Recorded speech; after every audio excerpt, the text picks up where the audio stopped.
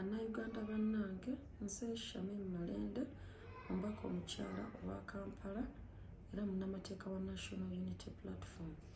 Ndi wano e Nairobi, Kenya, we naleetebwa okufuna obujjanjabi oluvannyuma lw'okutuusibwako obuvune mu Paalamenti ya Uganda bwe yali ng'eyisa etteeka ly'emmwanyi. Nalongoosebwa era abasawo bakyanneekebejja okulaba nga ntereera. Neebaza nnyo bannayuganda mwenna wamu ne bannakampala olw'okunsabira n'okunkyekingako. Kyannaku nti ebikolwa ebityobola eddembe ly'obuntu bikyagendera ddala mu maaso mu Uganda wamu n'ekiwamba bantu. Ngatta eddoboozi lyange ku bannayuganda abalala okubanja abasibe bonna ab'ebyobufuzi okubeera nga bateebwa.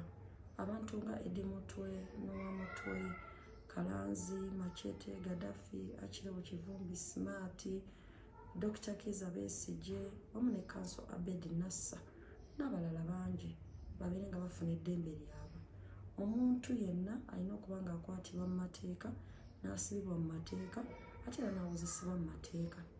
Kya buswavu nti ne pulezidenti w'abantu Robert Kyagulanyi Ssentamu akyatiisibwatiisibwa na kati nti agenda kuwambibwa atwalibwe mu basement ayige olunyankole. Kitukakatako ffenna nga bannayuganda okuyimirira awali amazima n'obwenkanya. Nzikiriziganya n'ensalawo ya kkooti ensukkulumu nti abantu ba bulijjo tebalina kwozesebwa mu kkooti y'amagye.